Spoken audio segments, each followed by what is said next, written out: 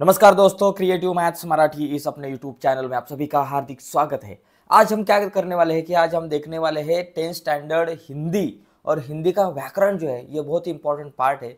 तो आज हम हिंदी व्याकरण के ऊपर डिस्कस करेंगे। व्याकरण का सभी इंपॉर्टेंट पार्ट, सभी भाग जो है व्याकरण के, क्या क्या आता है बोर्ड एग्जाम को व्याकरण के संदर्भ में, तो उस सभी मुद्दे के ऊपर आज हम डिस्कस करने वाले हैं।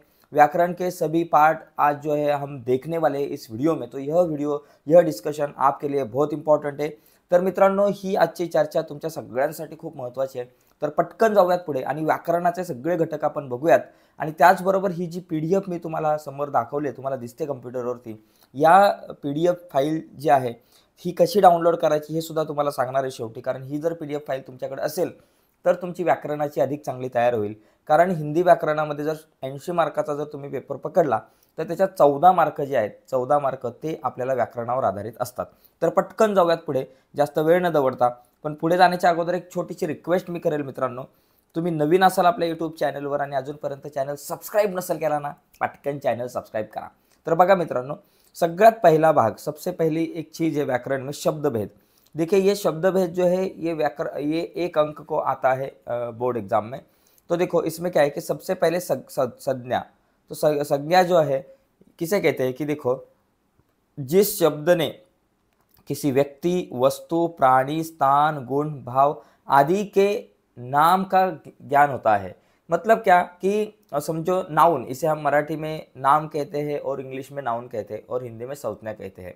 मतलब किसी भी व्यक्ति का नाम, समझो राम है तो ये व्यक्ति का नाम है, या फिर हम कह सकते हैं कि दिल्ली है ये एक शहर का नाम है, भारत है यह एक देश का नाम है, या फिर वस्तु का नाम, अभी मैं जिस कुर्सी पे बैठा हूँ तो ये कुर्सी, ये भी एक संज्ञा है। उसी के साथ मेरे हाथ में अगर एक पेन है तो ये भी एक संज्ञा है, लैपटॉप ये भी एक संज्ञा है। तो इसको हम संज्ञा कहेंगे। तो ये संज्ञा के कुछ भेद है, ये भी हमें पता होने चाहिए। बिकॉज अगर आपको परीक्षा में प्रश्न आया तो ये मतलब शब्द भेद पहचानो, तो वो जो शब्द भेद पहचानते समय ये संज्ञा है, सर्वनाम है, क्या है, लेकिन संज्ञा भी है तो वो किस प्रकार की संज्ञा है, व्यक्तिवाचक है, जातिवाचक है, तो कौन सी है। देखो संज्ञा के कुछ भेद है, जिसमें व्यक्तिवाचक संज्ञा मतलब किसी विशेष व्यक्ति, प्राणी, स्थान या वस्तु का ज्ञान होता है। जैसे कि टैक्सी से हम मुंबई पहुँचे, तो टैक्सी से हम मुंबई पहुँचे ये व्यक्तिवाचक संज्ञा है। शहर पहुँचे ऐसा नहीं है, मुंबई पहुँचे ये व्यक्ति का नाम है, तो ये व्यक्तिवाचक संज्ञा मतलब व्यक्ति या फिर किसी शहर का नाम होगा, या फिर किसी स्थान का नाम होगा, किसी प्राणी का नाम होगा, तो ये व्यक्तिवाचक संज्ञा है। ओके, इसी के साथ अगर ऐसा होगा कि मैं राम से मिला, तो राम ये भी एक व्यक्तिवाचक संज्ञा होगी। उसके बाद जातिवाचक मतलब किसी प्राणी, स्थान या वस्तु की पूरी जाति जो है, पूरी जाति का ज्ञान होता है। तो देखो यहाँ सचिन ने एक जर्सी गाय खरीदी, तो ये जो गाय है ना ये जातिवाचक, तो ये गाय पूरी जाति को हमें दर्शाती है गाय। अगर उस गाय का नाम राधा है तो राधा अगर राधा होता तो ये व्यक्तिवाचक होती, लेकिन गाय जो है ये पूरी जाति दर्शाती है, तो ये जातिवाचक संज्ञा है। उसी के साथ भाववाचक मतलब किसी भाव, गुण, अवस्था या फिर दशा का बोध कराने वाले शब्द को हम क्या कहेंगे, भाववाचक संज्ञा। जैसे बेदर्दी से कुत्ते को पीटा, प्रकाश ने बेदर्दी से कुत्ते को पीटा, तो बेदर्दी ये एक संज्ञा है, यहाँ संज्ञा के तौर पे है। और ये जो संज्ञा है ये भाववाचक है, मतलब ये कुछ भाव दिखाती है। उसके बाद द्रव्यवाचक संज्ञा मतलब किसी धातु, द्रव्य या फिर पदार्थ अगर आता है तो उसे द्रव्यवाचक कहेंगे। घी है, तेल है या फिर चावल है, तो ये सभी जो है ये पदार्थवाचक संज्ञा कही जाएगी। जैसे दाल में घी डालो। उसके साथ समूह, देखो समूह मतलब जो शब्द किसी समूह या फिर समुदाय का बोध करता है। जैसे कि बकरी का झुंड उछल कूद मचा रहा था, तो झुंड जो है ये एक समूहवाचक संज्ञा है। तो इस तरह संज्ञा के हमने कुछ भेद देखे, 5 भेद है। तो अभी हम सर्वनाम जो है ये देखेंगे।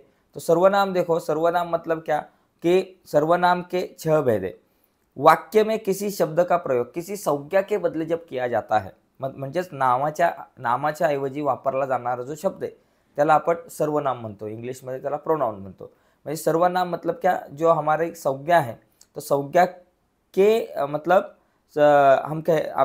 हम यहाँ कहेंगे कि वाक्य में जिस शब्द का प्रयोग किसी संज्ञा के बदले होता है। जैसे कि पुरुषवाचक सर्वनाम, देखो जिस वक्ता, श्रोता या अन्य पुरुष के विशेष विषय, अन्य पुरुष के विषय में बोला या फिर लिखा जाता है उसे उसको उसके बदले में आने वाला सर्वनाम, जैसे कि मैं, हम, तुम। तो मैं स्कूल जा रहा था, मैं ऑफिस जा रहा था, हम कहाँ जा रहे हैं, तुम कहाँ जा रहे हो, आप क्या कर रहे हो। तो ये जो है इसे हम कहेंगे सर्वनाम, और ये पुरुषवाचक सर्वनाम है। ओके। इसके बाद निश्चयवाचक, मतलब किसी निश्चित व्यक्ति का बोध होता है। निश्चित व्यक्ति मतलब वह मेरा मित्र है, वह, यह एक निश्चित व्यक्ति है, वह मेरा मित्र है, ये सर्वनाम है। लेकिन ये निश्चयवाचक सर्वनाम है, मतलब किसी निश्चित व्यक्ति के बारे में ही पूछा गया है। उसी के बाद अनिश्चित सर्वनाम। देखिए, निश्चित मतलब किसी व्यक्ति, वो पर्टिकुलर व्यक्ति आपको पता है। दूसरा है अनिश्चित सर्वनाम, मतलब क्या, कोई तुम्हें बुला रहा है लेकिन कौन है ये पता नहीं, मतलब ये अनिश्चित है। तीसरा निजवाचक। निजवाचक मतलब क्या, जो कर्ता के साथ निजित्व बताने के लिए आता है, जैसे कि मैं खुद खुद मतलब कौन, मैं खुद उनसे मिलूंगा, तो इसे हम निजीवाचक सर्वनाम कहते हैं। तो उसके बाद संबंधवाचक सर्वनाम। संबंधवाचक मतलब क्या, वाक्य में आए हुए दो सर्वनामों में जब एक सर्वनाम की विशेषता बताने के लिए दूसरे सर्वनाम की सहायता ली जाती है। जैसे कि जिसने अच्छा अभिनय किया उसे पुरस्कार मिला, मतलब जिसने, ये एक सर्वनाम है और इस सर्वनाम के लिए ये दूसरा सर्वनाम जो है इसका यूज किया है, तो इसे हम संबंधवाचक सर्वनाम कहेंगे। प्रश्नवाचक मतलब क्या, यह पत्र किसने लिखा, तो ये जो अगर क्वेश्चन मार्क है तो ये प्रश्नवाचक सर्वनाम यहाँ आएगा।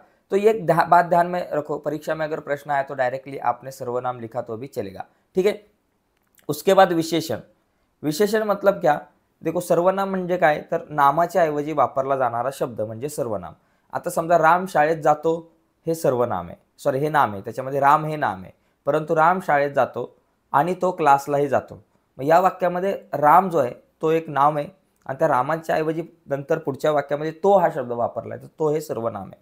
ओके, तर नाम म्हणजे संज्ञा आणि तुमच्याकडे सर्वनाम या दोन संकल्पना तुमच्या नक्कीच क्लियर झाल्या असतील। तीसरा मुद्दा है विशेषण। तो विशेषण मतलब क्या, नाम की विशेषता, मतलब सर्वनाम की विशेषता बताने वाला जो शब्द है उसे हम विशेषण कहते हैं। ओके, या फिर संज्ञा के बारे में जो कुछ कहा जाने वाला, मतलब संज्ञा की विशेषता बताने वाला शब्द जो है उसे भी हम विशेषण कह सकते हैं। जैसे कि रहमान बड़ा मूर्ख है, तो ये जो मूर्ख है ये किसके लिए यूज किया है, ये रहमान के लिए भी यूज किया है, तो ये एक विशेषण है। लेकिन ये मूर्ख क्या है, एक गुण है, अवगुण भी है लेकिन ये गुण है, तो ये गुणवाचक विशेषण हो गया। तो दूसरा है संख्यावाचक। 2 घंटे बाद, तो घंटा जो है ये एक ये जो है एक संज्ञा है, तो 2 उसका एक विशेषण है। ये 2 जो है ना ये संख्यावाचक विशेषण है। घंटे, कितने घंटे, 2 घंटे, ये घंटे के बारे में ज़्यादा इंफॉर्मेशन देता है।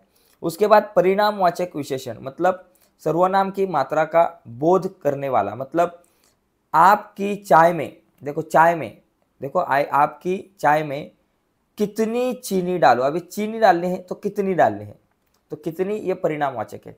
दूसरी बात सर्वनामिक विशेषण। सार्वनामिक विशेषण मतलब क्या, यह हमारी गाय का सारा चारा खा गई, मतलब क्या, जो सर्वनाम शब्द वाक्य में विशेषण का कार्य करते हैं, सर्वनाम शब्द जो है वो विशेषण का कार्य करते हैं, तो उसे सर्वनामिक। अभी हमारी ये एक क्या है बाबा, ये हमारी ये एक विशेषण है, लेकिन गाय के बारे में ये ज़्यादा इन्फॉर्मेशन देता है। गाय जो है गाय के बारे में ज़्यादा इन्फॉर्मेशन देता है, तो गाय क्या है, हमारी है, तो ये हमारी जो है ये एक विशेषण के तौर पर यहाँ आया है, तो इसे हम सर्वनामिक विशेषण कहेंगे।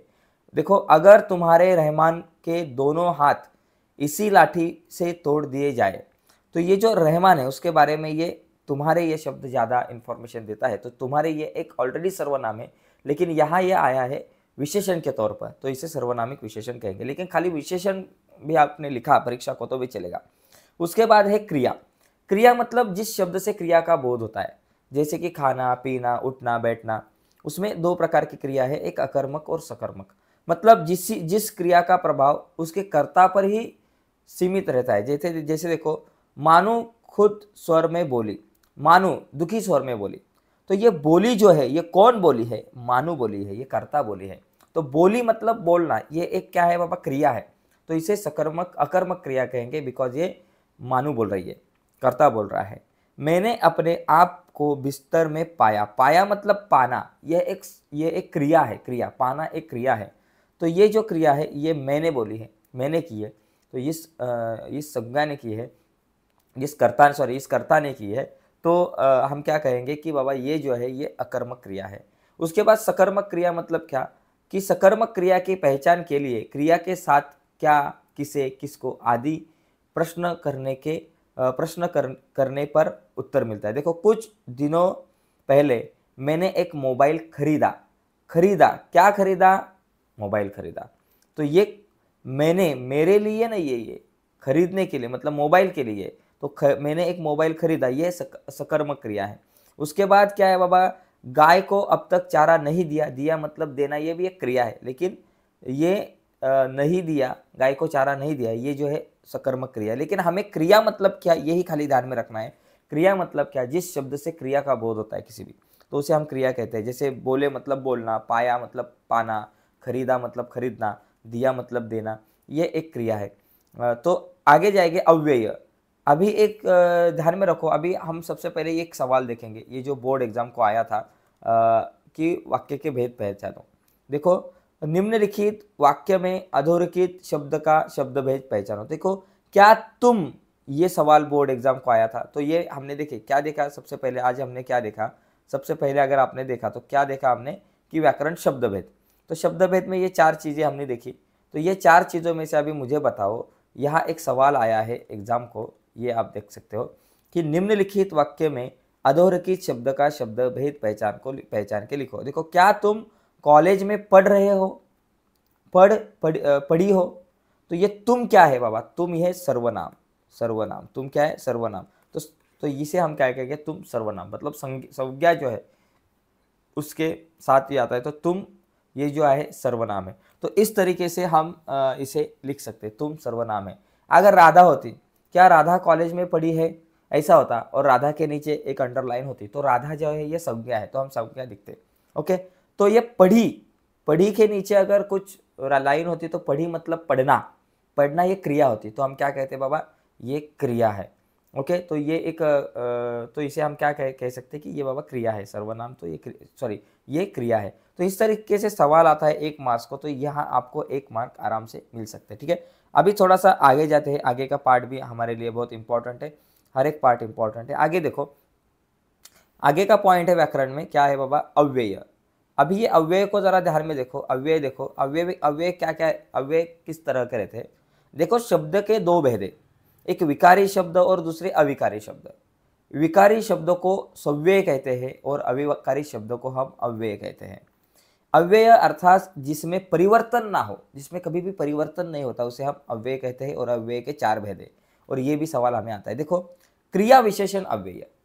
देखो, जो अव्यय क्रिया की विशेषता बताता है, क्रिया की विशेषता बताने वाले अव्यय को क्रिया विशेषण अव्यय कहते हैं। जैसे कि मैंने धीरे धीरे आंख खोली, खोली मतलब खोलना, यह एक क्रिया है। लेकिन जो आंख खोली है वो कैसे खोली है, धीरे धीरे खोली है, तो ये धीरे धीरे खोली है, तो धीरे धीरे इसे हम क्रिया विशेषण अव्यय कहेंगे। उसके साथ समुच्चय बोधक अव्यय, 2 वाक्य या 2 शब्दों को जोड़ने वाला जो अव्यय है उसे समुच्चय बोधक अव्यय कहते हैं। तो बहुत सिंपल है।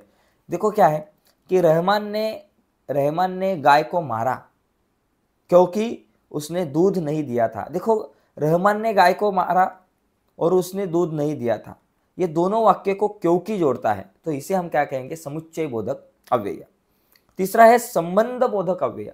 ये क्या है बाबा, जो अव्यय संज्ञा के बाद आकर उस संज्ञा का या फिर सर्वनाम का संबंध दूसरे वाक्य के दूसरे शब्द के साथ जोड़ता है। जैसे कि से, के, की। मतलब देखो, करामत गाय को लेकर गौशाला की ओर चल पड़ा, की ओर चल पड़ा। तो ये जो की है, ये क्या बाबा, ये की जो है ये हमारे साथ क्या होगा, हमारा ये संबंध बोधक अव्यय। उसी के साथ उमा शंकर के साथ चली गई, अगर के नहीं होता तो उमा शंकर साथ चली गई, तो कुछ पता नहीं चलता बाबा ये वाक्य क्या है, कुछ समझ में नहीं आता। तो उमा शंकर के साथ चली गई, तो ये से, के, की, अगर ऐसे शब्द आते हैं तो इसे हम संबंध बोधक अव्यय कहेंगे।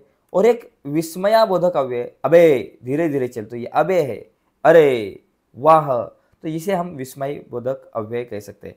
तो ये अव्यय के ऊपर क्या सवाल आता है, देखो एग्जाम को, ये अगर हमने देखा तो यहाँ एक सवाल है, देखो एकदम सिंपल है। तो निम्नलिखित अव्ययों में से किसी एक अव्यय का अर्थपूर्ण वाक्य में प्रयोग कीजिए। तो अर्थपूर्ण वाक्य में प्रयोग करना है, बहुत सिंपल है। एक वाक्य देखो, धीरे धीरे, तो आप लिख सकते हो गाड़ी धीरे धीरे चलने लगी।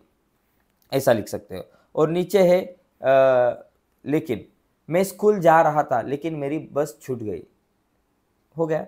तो इस तरह से कैसे आप इस वाक्य को, इन वाक्यों को क्या कर सकते हो कि इन शब्दों को शब्द का आप वाक्यों में प्रयोग कर सकते हो। तो यहाँ आपको एक मार्क मिल सकता है। कभी कभी अगर भेद पहचानने के लिए अगर कहा गया तो वैसे हम लिख सकते हैं।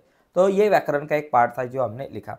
तो इस तरह का सवाल आता है। देखो यहाँ हमने देखा कि निम्नलिखित अव्यय का अपने वाक्य में प्रयोग कीजिए। बहुत, प्रयाग बहुत थक गया था। जैसे सामने, स्कूल के सामने एक बगीचा है, तो सामने के नीचे अंडरलाइन की। ये देखो किंतु जो ये है सितंबर 2021 को आया था। घर में दीपक था, दीपक तो था लेकिन किंतु उसमें तेल नहीं था। तो इस तरह के वाक्य आपको आ सकते हैं। यह वाक्य आप देख सकते हो, इस तरह के शब्द आ सकते हैं और इन शब्दों को वाक्य में परिवर्तन करने के लिए आपको कहा जा सकता है। तो ये कुछ शब्द है, इनका अगर स्क्रीनशॉट लेना है तो आप ले सकते हो इस कुछ क्वेश्चन का। आगे जाएंगे हम, पुढे जाऊयात। बघा संधि, ये जो संधि है ना, ये 100% आता है आपको। संधि एक मार्क के लिए है। तो यहाँ क्या है, देखो संधि जो है संधि के 3 प्रकार है। एक तो स्वर संधि है। तो स्वर संधि क्या, देखो पास, देखो पास पास आने से, देखो स्वर संधि मतलब पास पास आने से 2 स्वरों में होने वाले परिवर्तन को स्वर संधि। अगर 2 स्वर हो गए तो 2 स्वरों में होने वाले परिवर्तन को हम स्वर संधि कहेंगे। जैसे कि परम आत्मा मतलब परम, ये अ आ गया। आत्मा मतलब अ प्लस आ, परमात्मा होता है परम आत्मा, अ प्लस आ परमात्मा। महा, तो महा मतलब आ, और आत्मा बोले तो आ, ये दोनों भी स्वर है, स्वर स्वर आया तो महात्मा, ये स्वर संधि हो गया। उसके बाद महा उत्सव, महा मतलब आ, उत्सव बोले तो उ, ये दोनों भी स्वर है। तो ये क्या हुआ, स्वर संधि। तो स्वर संधि पहचानना बहुत सिंपल है। दूसरी चीज व्यंजन संधि है। व्यंजन और स्वर अथवा व्यंजन और व्यंजन के साथ के योग से होने वाले परिवर्तन को व्यंजन संधि कहते हैं। अगर दोनों ही स्वर हो गए तो उसे स्वर संधि, अगर एक स्वर है और एक व्यंजन है तो इसे हम कहेंगे व्यंजन संधि कहेंगे। जैसे कि दिक, दिक दिक बोले तो क, और अंबर अ, दिक, और ये अंबर का अ आता है तो ये व्यंजन आ गया, ये स्वर आ गया, तो इसे हम व्यंजन संधि कहेंगे। वैसे सत जन, सज्जन, ये भी क्या हुआ, हमारा व्यंजन संधि हुआ। उसके बाद विसर्ग संधि, देखो ऐसा विसर्ग अगर आता है तो हम विसर्ग संधि कहेंगे। जैसे तपबल, तपोबल, नि आशा, निराशा, तो इसे हम विसर्ग संधि कहते हैं। विसर्ग संधि पहचानना बहुत सिंपल है। तो ये देखो ये क्वेश्चन आया है, आत्मा, महात्मा, देखो महा आ है और ये आत्मा का भी आ है, तो ये महात्मा था, महात्मा था। और ये कौन सी संधि है, आ है, तो ये स्वर संधि है।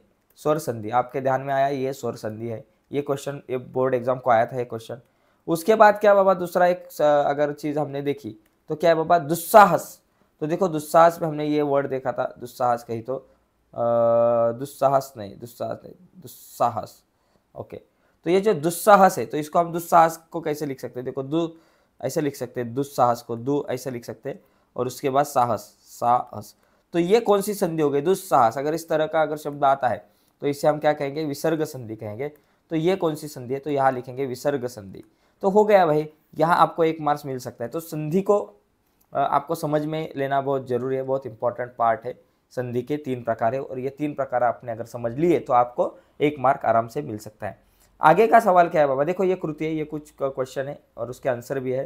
तो आप इन कृतियों को देख सकते हो, इनका स्क्रीनशॉट ले सकते हो। मैंने बहुत सारे क्वेश्चन लिए हैं और ये जो नोट्स है ये मैं आपके साथ शेयर करने वाला हूँ लास्ट में। तो अभी देखो सहायक क्रिया जो है, सहायक क्रिया बहुत सिंपल है, बहुत सिंपल है। इसके ऊपर 1 मार्क्स का क्वेश्चन आता है। मतलब देखो क्या, जो क्रिया कुछ विशेष भाव या अर्थ व्यक्त करने के लिए मुख्य क्रियाओं की सहायता करती है। मुख्य क्रिया, वो चला गया, चला मतलब चलना और गया मतलब चलना, चलने के बाद ये गया मतलब जाना, ये जो है सहायक क्रिया आती है। मतलब देखो सहायक क्रिया मराठीमध्ये त्याला सहायकारी क्रियापद म्हणतात, इंग्लिशमध्ये हेल्पिंग वर्ब आपण म्हणतो। तो इनको सहायक क्रिया कहते हैं। कि जैसे बच्चे रेत में खेलने लगे, खेलना एक क्रिया है, तो उसके साथ लगे, ये लगना, यह एक सहायक क्रिया आ गई। उसी के साथ देखो मुझे 10 दिन अस्पताल में रहना मतलब रहना, और पड़ेगा, पड़ेगा मतलब पढ़ना, मतलब यह एक सहायक क्रिया है। तो देखो प्रश्न बहुत सिंपल आता है इसके ऊपर प्रश्न बहुत सिंपल आता है। कैसे, निम्नलिखित वाक्यों से सहायक क्रियाएं पहचान कर उनका मूल रूप लिखिए। जैसे इस पद ने मोहिनी मंत्र का जाल बिछा दिया, बिछा दिया, दिया मतलब ये क्या है बाबा, दिया एक सहायक क्रिया है और एक इसका मूल रूप है देना। तो देखो एक क्वेश्चन बोर्ड एग्जाम को क्या आया था, ये बोर्ड एग्जाम को आया था, ये 2 क्वेश्चन, तो 2 सवाल रहते हैं आपको, तो दोनों में से एक का आंसर लिखना है। निम्नलिखित वाक्यों में किसी एक वाक्य की सहायक क्रिया पहचान कर उसका मूल रूप लिखिए। जैसे हम आगे बढ़ गए, गए मतलब जाना, यहाँ लिखना है गए और यहाँ लिखना है जाना। दूसरी चीज, मैंने दरवाजा खोल दिया और यहाँ लिख सकते दिया मतलब देना, हो गया कहानी खत्म। तो इतना इजी क्वेश्चन आपको बोर्ड एग्जाम को आता है इस पार्ट के ऊपर। जैसे मैंने देखो नीचे बहुत सारे क्वेश्चन देखे हैं, बालक भूमि पर लेट गया मतलब जाना, गए मतलब जाना, लगे मतलब लगना, गई मतलब जाना। तो इस तरीके से इनको आपको लिखना है, बहुत सिंपल है, बहुत इजी है। ये कुछ सवाल है, इसके आप स्क्रीनशॉट ले सकते हो या फिर मैं आपको ये पीडीएफ फाइल आखिर में शेयर करने वाला हूँ। उसके बाद प्रेरणात्मक क्रिया, भाई ये तो बहुत इजी पार्ट है। इसमें क्या है कि बाबा मूल धातु, देखो जब क्या करना है, क्वेश्चन कैसे आता है, एक मूल धातु है, प्रेरणार्थक क्रिया, प्रथम प्रेरणार्थक और द्वितीय प्रेरणार्थक। जैसे मिलना ये मूल धातु है, मिलना प्रथम प्रेरणार्थक, मिलाना और मिलवाना। जैसे लिखना, लिखाना, लिखवाना, जीतना, जिताना, जितवाना। तो इस तरह का क्वेश्चन आता है। तो देखो यहाँ आपको क्या करना है, ये देखो इस क्वेश्चन में आपको ये बोर्ड एग्जाम को पूछा गया था पिछले साल, निम्नलिखित में से किसी एक क्रिया का प्रथम तथा द्वितीय प्रेरणार्थक रूप लिखिए। क्या बाबा, चलना, चलना, चलाना और चलवाना, चलवाना, एक हो गया भाई, एक का ही लिखना है। उसके बाद मिलना, मिलाना, मिलवाना, भाई एक मार्क आपके हाथ में, किसी को भी यहाँ एक मार्क मिल सकते हैं। ओके, थोड़ा अभी आगे जाएंगे। और दूसरी एक चीज है अधोर की, अभी हाँ दूसरी एक चीज है, यहाँ आपको क्या करना है, छठवां जो सवाल है, ये जो 6 है, जिसमें क्या ये देखो यहाँ पहले कुछ क्वेश्चन है मैंने लिखे इंपॉर्टेंट, जो बोर्ड एग्जाम को पिछले कुछ आए थे। दौड़ना, बोलना, रोना, मिलना, पीना वगैरह, ये देखो ये जो प्रथम द्वितीय तृतीय प्रेरणार्थक रूप है, तो ये देखो। ओके, अभी मुहावरे है, देखो ये कुछ इंपॉर्टेंट मुहावरे है। दृष्टि फेरना मतलब नजर डालना, चंपक होना मतलब गायब होना, कमर कसना मतलब तैयार होना। ये कुछ इंपॉर्टेंट आपके लिए मुहावरे हैं। मुहावरे आपको आते हैं, आपको पता है। ओके, तो या फिर ये देखो ये मुहावरे के ऊपर आधारित सवाल है, कुछ इस तरह के सवाल भी मुहावरे के ऊपर आधारित आते हैं। तो अभी इसके ऊपर मैं ज़्यादा बोलूँगा नहीं, डायरेक्टली आप एक इम्पॉर्टेंट ये देखते हैं। देखो टांग अड़ाना, टांग अड़ाना मतलब क्या, बाधा डालना। रमेश ने मतलब बाधा डालना, क्या लिख सकते हैं बाबा, मेरे पड़ोसी की मेरे हर काम में टांग लड़ाने की आदत है। मेरे पड़ोसी की मेरे हर काम में टांग लड़ाने की आदत है, ऐसा कुछ लिख सकते हैं। दूसरा बाबा, गला फाड़ना मतलब जोर शोर करना, शोर करना। तो चोट लगने पर बच्चा गला फाड़ते हुए रोने लगा, क्या, या फिर गला फाड़कर रोने लगा। उसके बाद ये अथवा, एक तो ये आएगा, किसी एक मुहावरे का अर्थ लिखना है और वाक्य में प्रयोग करना है। और दूसरी चीज क्या, देखो अधोरेखित वाक्यांश के लिए कोष्टक में दिए गए मुहावरे में से उचित मुहावरा का चयन करें। म्हणजे इथं काय करायचं, योग्य मुहावरा तुम्हाला वापरायचा है। जैसे काप उठना का हाथ फेरना, रोते हुए बच्चे को गोद में उठाकर माँ स्नेह करने लगी मतलब हाथ फेरना। तो यहाँ हम लिख सकते हैं कि रोते हुए बच्चों को गोद में उठाकर माँ हाथ फेरने लगी। तो ऐसा हम कुछ लिख सकते हैं यहाँ, ठीक है। अभी अगले कुछ क्वेश्चंस हैं जिसमें बहुत इंपॉर्टेंट पार्ट है, वो देखेंगे। इंपॉर्टेंट पार्ट क्या है, कारक। तो ये जो कारक है ना, ये कारक के लिए ये चार्ट जो है, ये चार्ट थोड़ा सा आप समझ में लीजिए। कारक किस प्रकार के होते हैं, विभक्तियाँ है, लक्षण है और उदाहरण है। जैसे कि ने अगर आता है, ने यहाँ भी आता है, ये चार्ट आपको समझ में लेना है। ने अगर आता है तो जैसे कि क्रिया को करने वाला, देखो इसको कर्ता कारक कहते हैं, ने।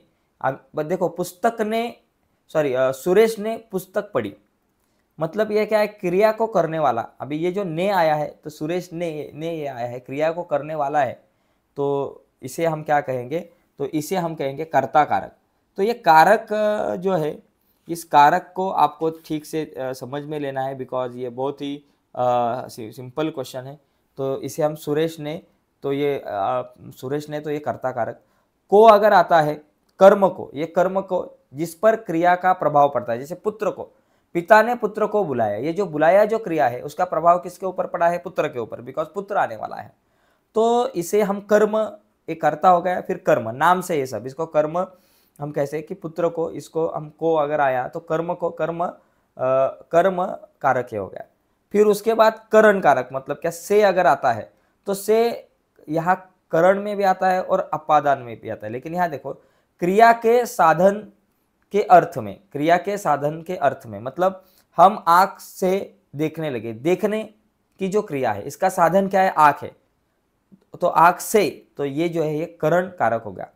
संप्रदान मतलब क्या, को, के लिए, मतलब जिसके लिए क्रिया की जाती है, जिसके लिए क्रिया की जाती है वो संप्रदान। मतलब हरि मोहन के लिए मिठाई लाया, हरि मोहन के लिए मिठाई लाया, मिठाई लाया किसके लिए, मोहन के लिए, तो ये हो गया संप्रदान। उसके बाद अपादान मतलब क्या, से आता है जिसमें किसी वस्तु से अलग होने का भाव, देखो पेड़ से फल गिरा तो ये वस्तु से अलग हुआ, तो ये अपादान। संबंध मतलब का, के, को, रा, रे, री ऐसी विभक्तियां आती है। अन्य शब्द के साथ संबंध का बोध, मतलब महेश का घर है, ओके। या फिर अधिकरण मतलब में, पर, क्रिया के आधार के अर्थ में, मतलब सिंह वन में रहता है, रहने की क्रिया है तो वन में। उसके बाद संबोधन, ए, अजी, अरे, हो, किसी को पुकारने के लिए होगा तो संबोधन। तो उसी तरह से ये अगर आपने देखा तो यहाँ क्या है, देखो ये क्वेश्चन आया था बोर्ड एग्जाम को, मकान पर मकान लदे है, तो यहाँ मकान पर मकान लदे है, तो ये पर है, तो इसे हम अधिकरण कारक कहेंगे। क्यों, देखो अधिकरण कारक मतलब क्या, आपको पता है कि हमने देखा कि बाबा क्रिया के आधार के अर्थ में, तो क्रिया के आधार के अर्थ में, इसलिए यहाँ हम लिख सकते हैं कि मकान पर मकान लदे है, तो ये आपका अधिकरण कारक है। राम स्वरूप इशारे के लिए, देखो के, इशारे के लिए, तो इशारे के लिए अगर ये है तो इसे हम क्या कहेंगे कि बाबा इशारा किया है यहाँ, तो देखो यहाँ अन्य शब्द के साथ संबंध है, तो यहाँ हम क्या कहेंगे कि इसको हम कहेंगे अधिकरण कारक, ओके। तो ये जो कुछ चीज, सॉरी संप्रदान कारक हम इसे कहेंगे, इसे हम संप्रदान कारक कहेंगे, ओके। ये थोड़ा सा ध्यान में रखो कि जिसके लिए की जाती है, जिसके लिए की जाती है एक्चुअली। तो राम स्वरूप इशारे के लिए खासते हैं, किसके लिए खासते हैं, इशारे के लिए। तो इस तरीके से आपको यहाँ थोड़ा सा शायद तकलीफ हो सकती है क्वेश्चन को सॉल्व करने के लिए, हम थोड़ा सा आगे जाएंगे। ये देखो ये बहुत इंपॉर्टेंट है कि निम्नलिखित वाक्य में यथास्थान उचित विराम चिन्ह हमें डालने हैं। तो विराम चिन्ह डालना ये भी सिंपल है, हाँ मेरे पास बहुत से पत्र आते हैं, तो यहाँ हम क्या कर सकते हैं कि हाँ के बाद हम थोड़े से रुक सकते हैं, तो हाँ के बाद रुकने के बाद यहाँ एक कॉमा आएगा, मेरे पास बहुत से पत्र आते हैं, तो यहाँ एक फुल स्टॉप, सॉरी आते हैं, तो यहाँ एक फुल स्टॉप होगा, सॉरी फुल स्टॉप तो अगर हम ये ऐसे नहीं देते तो यहाँ हिंदी में फुल स्टॉप जो है तो इस तरह से हम यहाँ कर सकते हैं, ठीक है। तो यहाँ एक मार्क आपको मिल जाएगा। अगला जो है ये बहुत इंपॉर्टेंट है, काल परिवर्तन। काल परिवर्तन के लिए काल समझना बहुत जरूरी है। मैं 1 मिनट 2 मिनट में आपको काल समझाता हूँ। देखो तो मैं ज़्यादा से ज़्यादा हर पार्ट के ऊपर डिस्कस करने वाला हूँ, तो काल को अभी हम समझते हैं थोड़ा सा। देखो ये कुछ सवाल है कारक के बारे में, तो ये थोड़ा सा देखो आप, मैं इसका बोर्ड के एग्जाम को आए हुए क्वेश्चन मैंने देखे।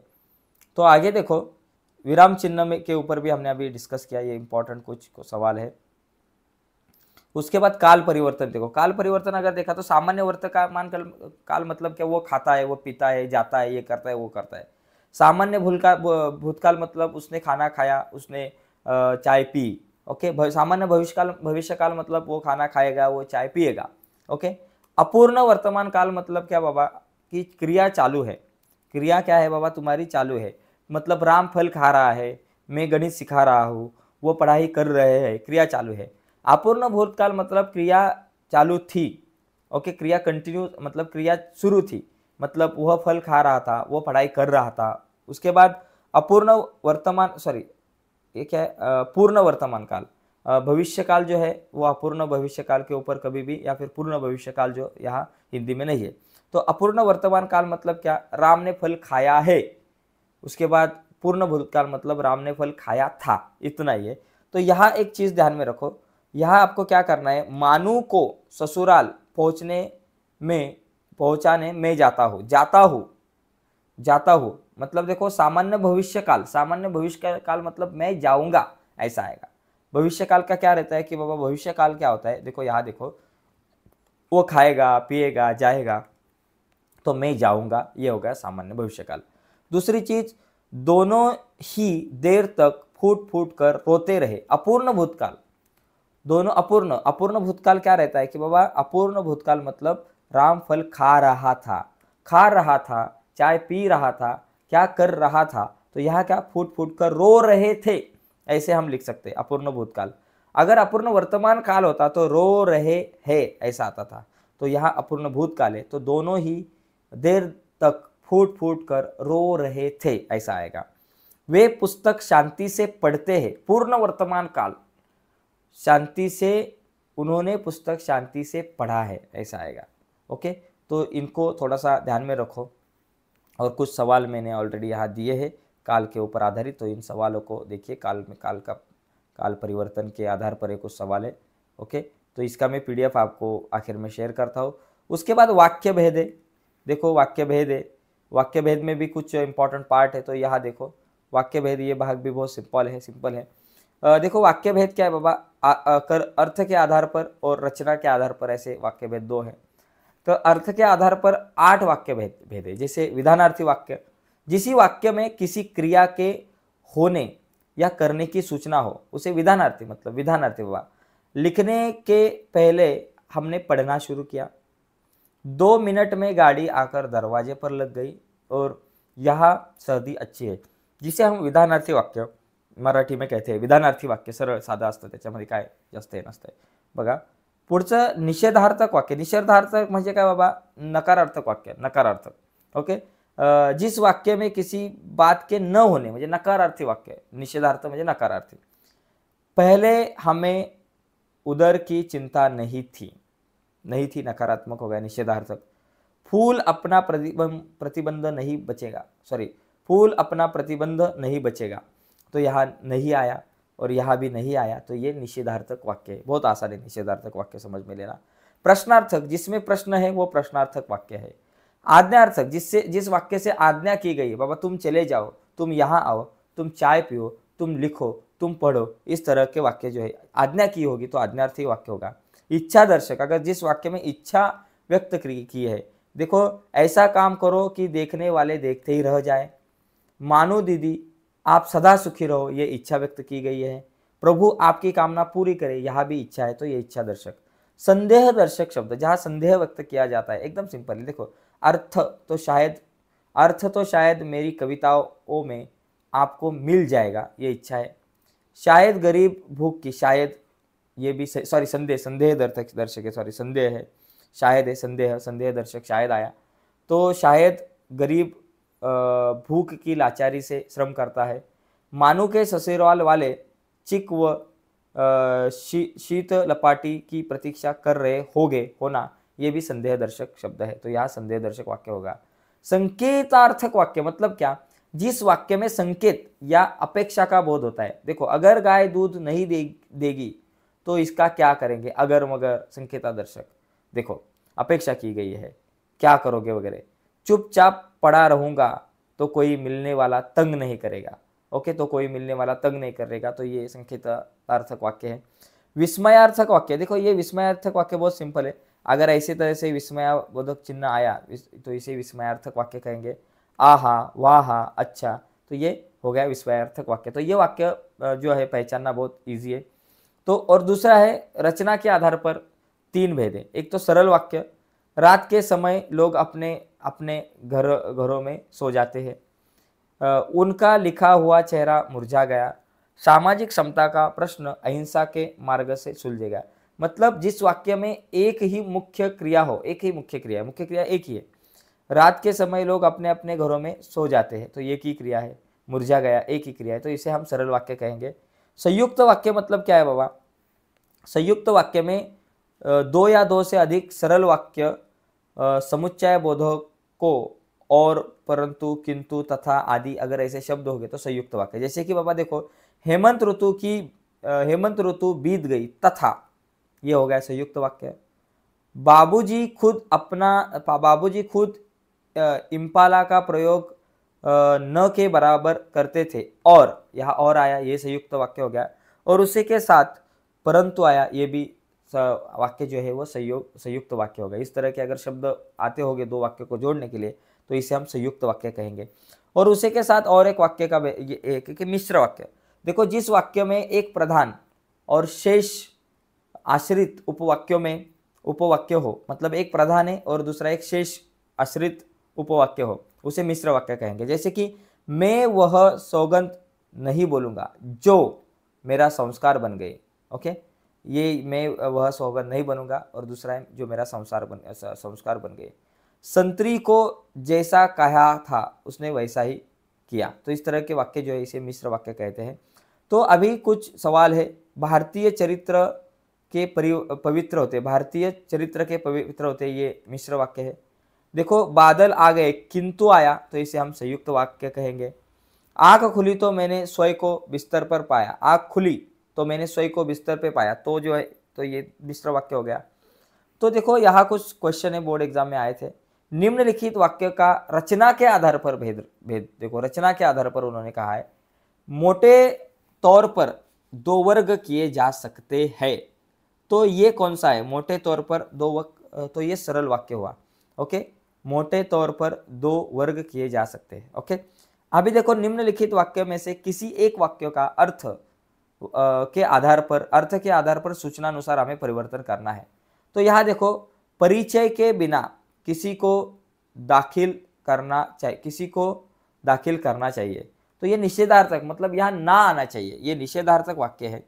तो परिचय के बिना किसी को दाखिल नहीं करना चाहिए। देखो परिचय के बिना किसी को दाखिल करना चाहिए, तो इसका निषेधार्थ क्या होगा? परिचय के बिना किसी को दाखिल नहीं करना चाहिए, ऐसा होगा।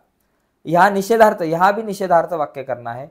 थोड़ी बातें हुई, तो यहाँ हम लिख सकते हैं, यहाँ हमें निषेधार्थक है, थोड़ी बातें, यहाँ प्रश्नार्थक होना चाहिए। एक्चुअली प्रश्नार्थक है, थोड़ा सा प्रिंटिंग मिस्टेक है, प्रश्नार्थक करना है। थोड़ी बातें हुई, तो इसको प्रश्नार्थक करने के लिए क्या होगा? तो पहले क्या से शुरू करना है, क्या, और बाकी पूरा ये थोड़ी बातें हुई, क्या थोड़ी बातें हुई, बस हुई, इतना लिखा, विषय खत्म, यहाँ प्रश्न चिन्ह दिया, तो ये प्रश्नार्थक वाक्य बन गया। तो इस तरीके से हम इसे प्रश्नार्थक वाक्य कर सकते हैं। उसके बाद देखिए आखिर है कि निम्नलिखित वाक्यों में से किन्हीं दो वाक्यों को शुद्ध करके लिखो। तो ये आप इन वाक्यों को शुद्ध करके लिखना है। इस तरह का भी कुछ क्वेश्चन आता है, तो ऐसे कुछ क्वेश्चन हमने लिखे हैं, नीचे देखे हैं। तो ये जो कुछ क्वेश्चन है इसको शुद्ध करके लिखा है हमने। ओके, तो दोस्तों देखो आज व्याकरण के ऊपर हमने डिस्कस किया, बहुत इंपॉर्टेंट पार्ट था व्याकरण का, और 100% आपको ये वीडियो अच्छी लगी होगी। वीडियो अगर आपको अच्छी लगी होगी और आपने अब तक चैनल सब्सक्राइब नहीं किया होगा तो प्लीज़ इस चैनल को सब्सक्राइब कीजिए, और उसके बाजू में एक बेल का बटन है उसे भी दबाइए, ताकि हमने अपलोड की हुई हर एक नई वीडियो की नोटिफिकेशन आपके पास पहुंचे। तर सगळ्यात महत्त्वाची गोष्ट म्हणजे देखिए आपको अगर ये नोट्स चाहिए, ये नोट्स है, व्याकरण के नोट्स है मेरे पास, उसी के साथ जो आपका लेखन विभाग रहता है जिसमें पत्र लेखन या फिर बाकी सभी प्रकार की चीज़ें, तो उसके भी नोट्स हैं हमारे पास। तो और कुछ ओल्ड क्वेश्चन पेपर भी है, उसके पीडीएफ मैं आपको दूंगा। तो ये सब पीडीएफ आपको किस तरह से डाउनलोड करनी है मैं यहाँ आपको अभी बताने वाला हूँ। तो बहुत इंपॉर्टेंट पीडीएफ है यह पीडीएफ। अगर आपको चाहिए तो आपको सबसे पहले गूगल पे जाना है, और गूगल पे जाकर आपको क्या करना है, यहाँ पहले लिखेंगे हम गूगल। ओके, गूगल पे जाकर गूगलला जाऊन आपल्याला काय करायचं, जुन्या प्रश्नपत्रिका टाईप करायचं आहे, जुन्या प्रश्नपत्रिका टाईप करायचं आहे।